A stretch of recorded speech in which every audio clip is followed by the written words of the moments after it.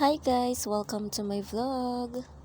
Ang topic naman po natin ngayon guys is about sa OLA, kung paano tayo wala sa mga OLA natin or kung paano tayo makaahon or hindi na lalong malugmok pa sa mga OLA. So, ano nga po ba yung tinatawag nating OLA? So, yun po yung online lending app na nakikita lamang po sa mga Play Store or mga nire-recommend sa inyo or nakikita rin sa mga ads sa YouTube or sa Facebook. And then, ito po, yung karamihan po dito is talagang napakalaki po ng interest. Kaya mag-ingat po kung bago po tayo mag-loan or mag-click ng payout, kailangan make sure na nakita nyo po lahat ng mga deduction and kung magkano yung interest. And bakit po ba tayo napadami sa mga loan app na pinagkautangan po? So, mostly po kasi ang ginagawa ng karamihan is ginagawang pantapal. So, pantapal meaning yung may loan ka sa isang app and then wala ka pang pangbayad and gusto mo siyang bayaran, kaya nag-loan ka ulit sa ibang app para mabayaran mo yung unang niloan mo. So, ang mangyayari yan, magdoble-doble na yung interest hanggang sa hindi ka na nakakabayad at hindi mo namamalayan na padami na yung mga napaglunan mo. So, paano po ba tayo makawala dito? So, kailangan lang i-prioritize natin kung alin ba doon yung talagang pinaka nang haharas. So, syempre, hindi natin gusto yung maharas. Kaya, kung kunwari, 3 or 4 yung pinagkakautangan mo and gusto mo makawala talaga, so unahin mo munang bayaran yung sa tingin mo ay mahirap pakiusapan. So, huwag kang uutang ulit sa ibang loaning app. So, kailangan bayaran mo yung isa and then yung 3, mag-ano ka muna, antayin mo na magkaroon ka ng pambayad. Pero syempre, hindi naman yun matagal. So, and then, kung meron na, unti-unti mong bayaran yung isa or kung gusto mo, hati-hatiin mo yun and magbigay ka sa 3 lending app na yon.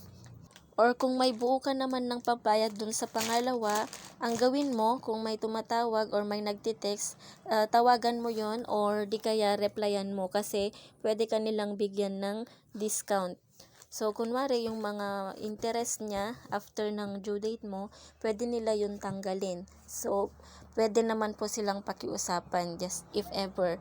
Kaya ganun po yung gawin nyo. Hindi yung uutang ka na naman sa ibang lending app para lang mabayaran mo yung ibang lending app. So, wag po kayong ma-pressure.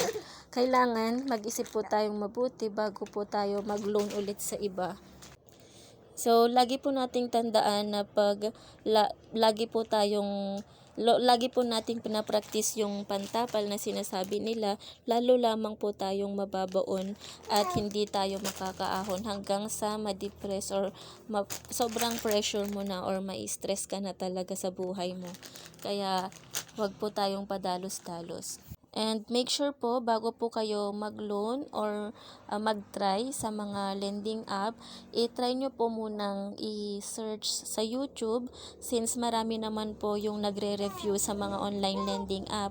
So, check nyo po muna kung legit siya or kung magkano talaga yung makukuha mo kasi yung iba minsan hindi na nila nababasa yung mga ibang information, basta na lang nagkiklik ng withdraw and then magugulat na lang yung kunwari 3.5 ang niloan, ang mare-receive lang is 2.1 and then yung balik is meron pang karagdagang interest and then within 7 days lang siya. So mahirap po talaga pag pumapatol po tayo sa mga 7 days lamang na bayaran. So, hindi ka po makakaahon yan kung laging sa 7 days.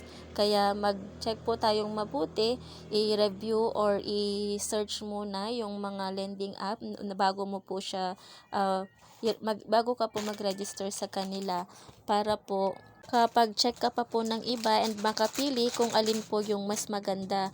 Like for example po yung mga 1 month to pay. Kasi pag 1 month to pay po, marami ka pa pong time na mag-remedy or mag-ipon ng pambayad mo sa isang lending app. Pero kung 7 days lang po kasi talaga, sobrang hirap.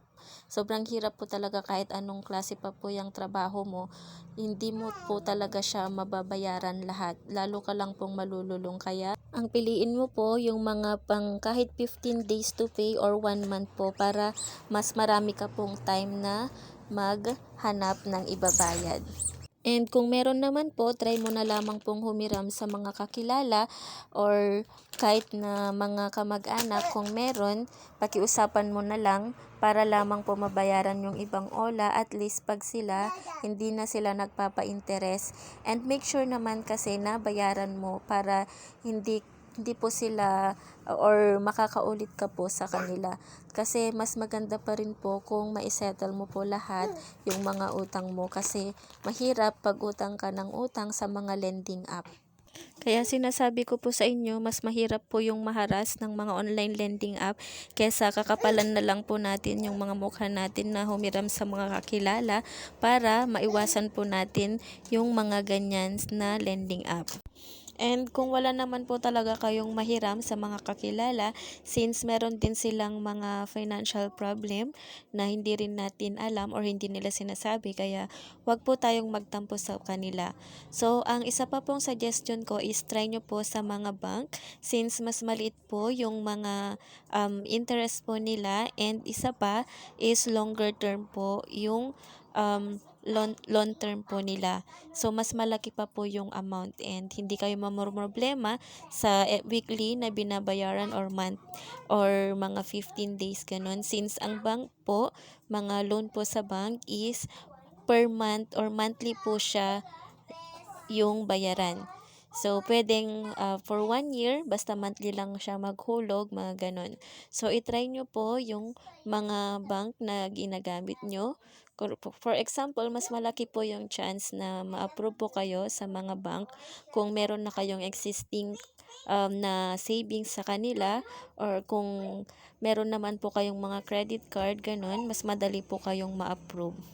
So, yun lamang po yung mga maipapayo ko po sa inyo, nang sa ganun ay makatakas or maiwasan na po natin ang mga online lending app na yan, lalo na yung mga nanghaharas. Kaya much better na sundin nyo po yung mga payo ko para maging maganda po yung pamumuhay po natin. Kasi mahirap po talaga kung every time na may tatawag or may inaalala po tayong mga online lending app na posibleng pwede silang mag-post or pwede silang mag-visit sa mga tirahan nyo, or di kaya naman ay sobra yung pananakot po nila sa inyo na tipong hindi na kayo nakakatulog dahil sa mga harassment. So, yun lamang po. Kung may iba po kayong katanungan, mag-comment lang po kayo sa comment section and sasagutin po natin. So, thank you for watching.